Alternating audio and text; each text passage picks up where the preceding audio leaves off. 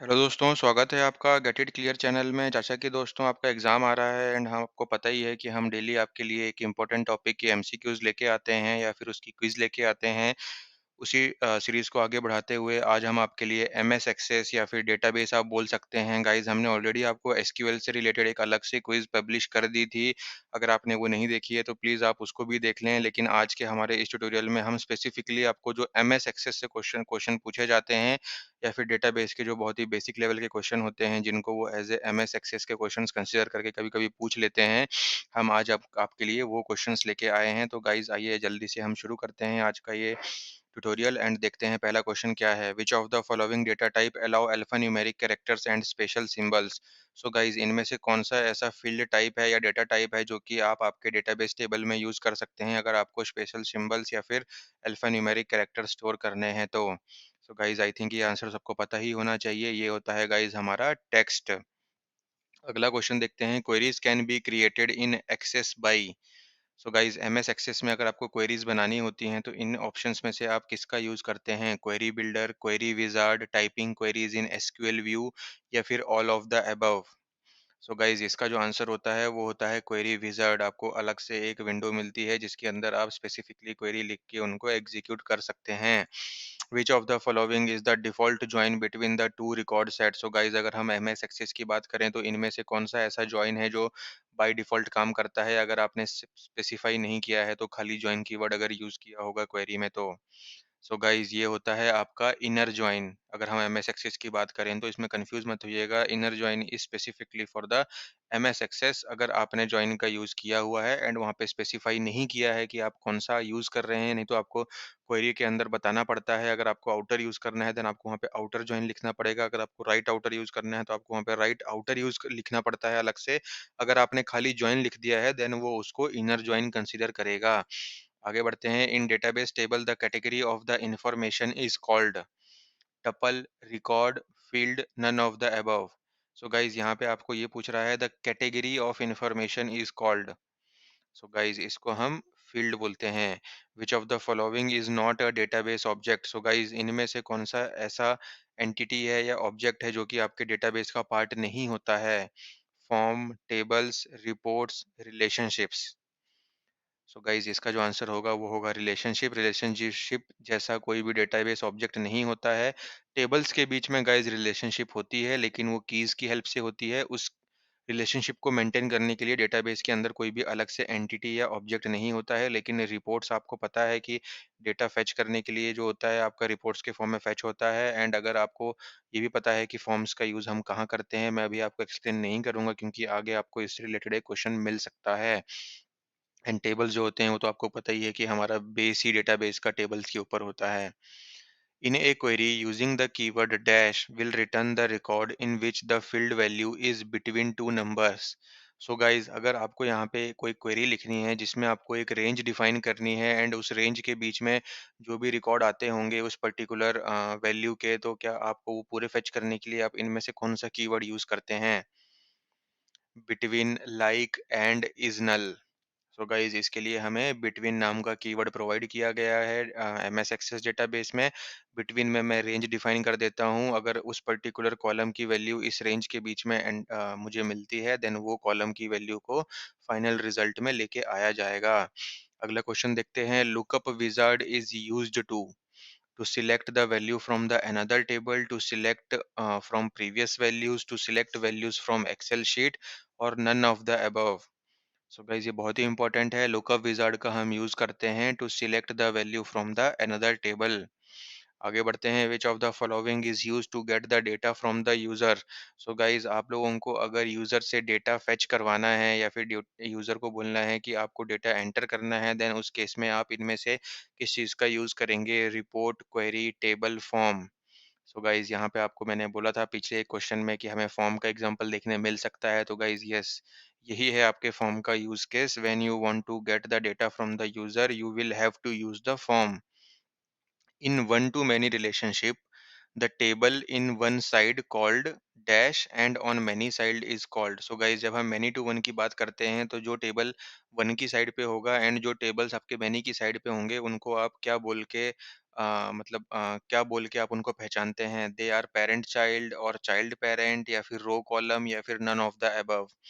सो guys जब one to many की बात हो रही है तो जो वन की साइड पे जो आपका टेबल होगा, जो मल्टीपल टेबल्स को कनेक्ट कर रहा होगा, तो वन वाला टेबल इज पेरेंट एंड जो मल्टीपल टेबल्स होंगे वो उसके चाइल्ड टेबल होंगे।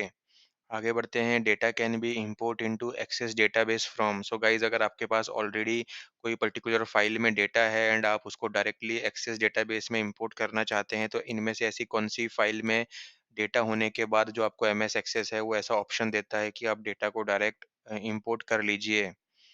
आई थिंक इसका आंसर सबको पता होना चाहिए, क्योंकि आपको पता है एक्सेल्स जो होते हैं उसमें हमारा जो डेटा होता है वो बहुत ही सिस्टमैटिक वे में ब्लॉक्स में स्टोर होता है। इसलिए जब आप उसको एमएस एक्सेस में इंपोर्ट मारते हैं वो बहुत ही ईज़िली उसको रिकॉर्ड्स में कन्वर्ट कर लेता है, अपने रोज़ एंड कॉलम्स में स्टोर कर सकता है। इसलिए आपका एक्सेल फाइल से आप कभी भी डेटा इंपोर्ट मार सकते हैं बहुत ही ईज़िली। आगे बढ़ते हैं कि query can be used to select the data from. So guys जो आप क्वेरी लिखते हैं आपको बताना है कि वो अ, सिंगल टेबल से डेटा फेच करती है, मल्टीपल टेबल से करती है या दोनों सिंगल और मल्टीपल से कर सकती है या फिर इनमें से कोई भी नहीं। तो गाइस आपको तो ये पता ही होना चाहिए कि क्वेरी जो हम लिखते हैं वो नेस्टेड क्वेरीज भी लिखते हैं। जब हम जॉइन लिखते हैं तो वो मल्टीपल टेबल से डेटा लेके आ रही है एंड सिंगल टेबल की क्वेरी तो हम लिख ही सकते हैं जहाँ पे हमें एक ही टेबल से डेटा चाहिए। अगले क्वेश्चन की बात करते हैं, what do you call a primary key field included in the another table. So guys जब एक टेबल की प्राइमरी की को आप दूसरे टेबल में यूज़ करते हैं, तो आप उसको क्या बोलते हैं? अगर हम दूसरे टेबल में उसको किस नाम से रेफ़र करते हैं? दूसरे टेबल में गाइस वो आपकी फॉरेन की का काम करती है, जो कि आपके मेन टेबल के अंदर प्राइमरी की होगी। Which data type is better to use for storing the price of an item? So guys आपके पास कोई कॉलम है जिसमें आपको price of the item store करना है, तो आप इनमें से कौन से वाले डेटा टाइप का या फ़ील्ड टाइप का यूज़ करेंगे? तो गाइज़ ये तो मुझे लग रहा है आपको पता ही चल गया होगा, हमें करेंसी टाइप का यहाँ पे प्रेफ़र करना चाहिए, जो कि आपको करेंसी का जो कोड होता है उसके साथ-साथ आपको डेसिमल प्लेस तक वैल्यू स्टोर करने का ऑप्शन देती है ये फ़ील्ड। आगे बढ़ते हैं, which of the following is used to store the logical value in the MS Access? So guys जब आपको पता है कि इस कॉलम में सिर्फ 2 ही वैल्यू हो सकती हैं, या तो ये या तो वो, तो उनमें से बाय डिफ़ॉल्ट आपको इनमें से एमएस एक्सेस जो है वो किस टाइप की वैल्यू को स्टोर करने के लिए इस टाइप की वैल्यूज़ को स्टोर करने के लिए कौन-सा ऑप्शन प्रेफ़र करता है। तो गाइस एमएस एक्सेस जो है वो आपका यूज़ करता है येस और नो को। अगर आपकी वैल्यू या तो येस होगी या तो नो होगी, या फिर अगर ऑन ऑफ भी होगा देन उस केस में भी आपको येस और नो करके ही उसको स्टोर करना होगा। अगर आपकी वैल्यू मान लीजिए किसी एप्लीकेशन में ट्रू और फॉल्स दिखाना है आपको, लेकिन डेटाबेस के अंदर वो येस ही होगी, देन आपको आपके एप्लीकेशन के अंदर इसको रिज़ॉल्व करना पड़ेगा कि अगर डेटाबेस से येस आ रहा है तो स्क्रीन पे ट्रू दिखाओ, या फिर यूज़र ने अगर फॉल्स डाला है तो डेटाबेस में स्टोर करते टाइम उसको आपको नो में स्टोर करना पड़ेगा। लॉजिकल वैल्यूज़ को येस और नो के फॉर्म में ही एमएस एक्सेस स्टोर करता है। आगे बढ़ते हैं, the task of arranging the data in order is called. जब आपको कोई भी डेटा को किसी भी पर्टिकुलर ऑर्डर में जमाना है, उसको आप क्या बोलते हैं गाइज़? यस, इसका आंसर होगा सॉर्टिंग। आगे बढ़ते हैं, in a data sheet what does each row represent? So guys जब भी आपने डेटा शीट देखी होगी तो आपको पता है कि एक-एक रो को हम क्या बोलते हैं? Each row is a record. So guys जब हम टेबल की बात भी करते हैं तो टेबल के अंदर भी जितने आपकी रोज़ होती हैं, हम ये बोलते हैं कि उतने आपके टेबल के अंदर रिकॉर्ड प्रेज़ेंट हैं। तो ये आप वहाँ से भी रिज़ेम्बल करके याद रख सकते हैं। आगे बढ़ते हैं, एचएसएएम स्टैंड्स फॉर। सो गाइस ये बहुत ही इम्पोर्टेंट टॉपिक होता है या फिर बहुत ही इम्पोर्टेंट कांसेप्ट है जिसको आप बोल सकते हैं, लेकिन आपको इसका मुझे फुल फॉर्म बताना है। सो गाइस इसका जो फुल फॉर्म होगा वो होगा हायरार्किकल सीक्वेंशियल एक्सेस मेथड। आपको पता है एचएसएएम क्या होता है कि जब आपका डेटाबेस जो आपका एमएस एक्सेस में जो आप डेटा स्टोर करते हैं वो किसी मेमोरी में जाकर के सीक्वेंशियली स्टोर होता है, तो वहाँ से डेटा फेच करते टाइम इस मैकेनिज्म का यूज़ किया जाता है। A composite key is. So guys आपको बताना है कंपोजिट की जो है इनमें से कौन सा ऑप्शन सही बैठता है उसके लिए। A foreign key that uniquely identifies record, the primary key with auto number as the field type, made up of two or more fields to uniquely identify the records. So guys composite key जो होती है आपकी वो 2 या उससे ज़्यादा keys को मिला कर के बनाई हुई की होती है, जो कि आपका हेल्प करता है यूनिकली आइडेंटिफ़ाई करने के लिए रिकॉर्ड को। हो सकता है कंपोजिट की के अंदर जो कीज़ यूज़ हो रही होंगी वो यूनिक कीज़ ना हों, लेकिन जब वो एज़ ए कंपोजिट की एक साथ यूज़ की जाती हैं, देन वो हर एक रिकॉर्ड को या फिर हर एक रो को यूनिकली आइडेंटिफ़ाई करने का काम करती हैं। इसी के लिए हमें कंपोजिट की का कांसेप्ट लाया गया है ताकि आप कॉम्बिनेशन ऑफ की यूज़ कर सकें।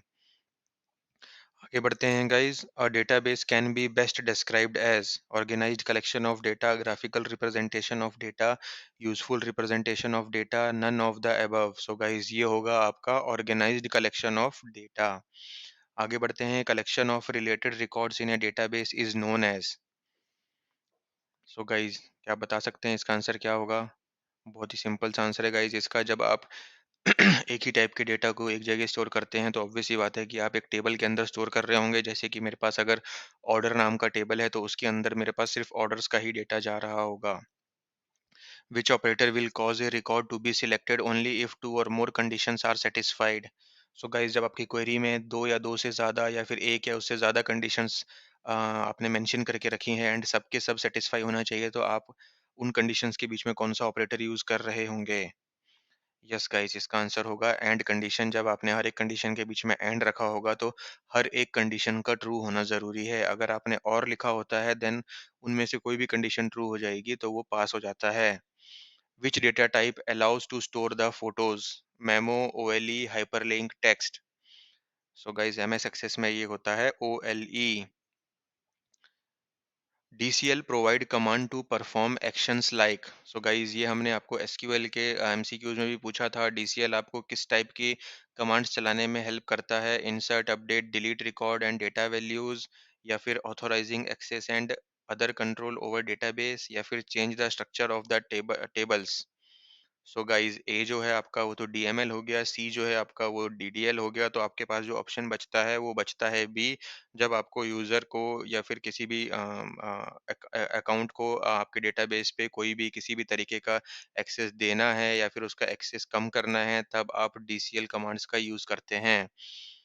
आगे बढ़ते हैं guys. Microsoft Access is a. So guys Microsoft Access जो है वो किस टाइप का डेटाबेस है? आरडीबीएमएस, ओओडीबीएमएस, ओआरडीबीएमएस, या फिर none of the above. So guys Microsoft Access जो है ये आपका आरडीबीएमएस टाइप का एग्जांपल है।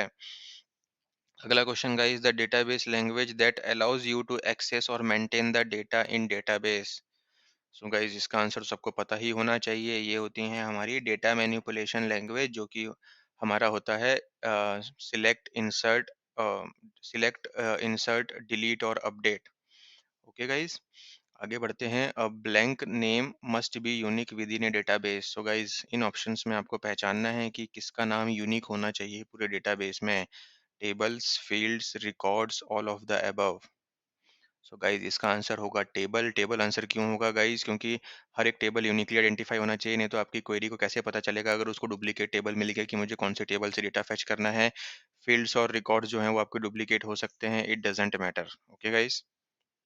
Which field type will you use if you need to enter long text in the field? So guys अगर आपको टेक्स्ट ऐड करना है या फिर सिंपल सी कोई स्ट्रिंग ऐड करनी है देन आप टेक्स्ट का यूज़ करते हैं। लेकिन अगर आपको बहुत ही लंबा कुछ स्टेटमेंट या कुछ पैराग्राफ जैसा ऐड करना है तो आप इनमें से कौन से डेटा टाइप का यूज़ करेंगे? Text, memo, currency, all of the above. So guys आप यहाँ पे मेमो टाइप का यूज़ करेंगे। विच of the following field has width 8 bytes? So guys इनमें से ऐसी कौन सी फील्ड है जो कि 8 बाइट्स की लेंथ रखती है या फिर जिसको 8 बाइट की मेमोरी चाहिए होती है स्टोर करने के लिए डेटाबेस में? Currency, memo, hyperlink, date and time. So guys ये होता है आपका date and time. This key uniquely identifies each record. Key record, composite key, primary key या फॉरेन की? सो गाइस ये जो होता है आपका ये होता है प्राइमरी की। प्राइमरी की का काम है कि आपके हर एक रिकॉर्ड को यूनिकली आइडेंटिफाई करे। आपके टेबल के अंदर कभी भी डुप्लीकेट प्राइमरी की नहीं हो सकती, ये यूनिक ही होनी चाहिए। This is the stage in the database design where one gathers and list all the necessary fields for the database project. So guys इसका आंसर आप बता सकते हैं। Data dictionary, data definition, data refinement, या फिर none of the above. So guys ये होता है आपका डेटा डेफिनेशन। सो गाइस आज के हमारे इस एमसीक्यू के वीडियो में इतना ही। आई होप ये वीडियो आपके आने वाले एग्जाम में आपको काफ़ी हेल्प करेगा एंड आपको इससे रिलेटेड या फिर सिमिलर क्वेश्चंस या फिर इसमें से कुछ क्वेश्चन देखने के लिए मिल जाएं, देन आपके लिए वो बहुत ही हेल्पफुल होंगे। सो गाइस अगर आपको वीडियो अच्छा लगा होगा, आपको आपके रिवीजन में थोड़ी हेल्प मिली होगी, तो इस वीडियो को लाइक करें, शेयर करें एंड हमारे चैनल को सब्सक्राइब करें। Thank you.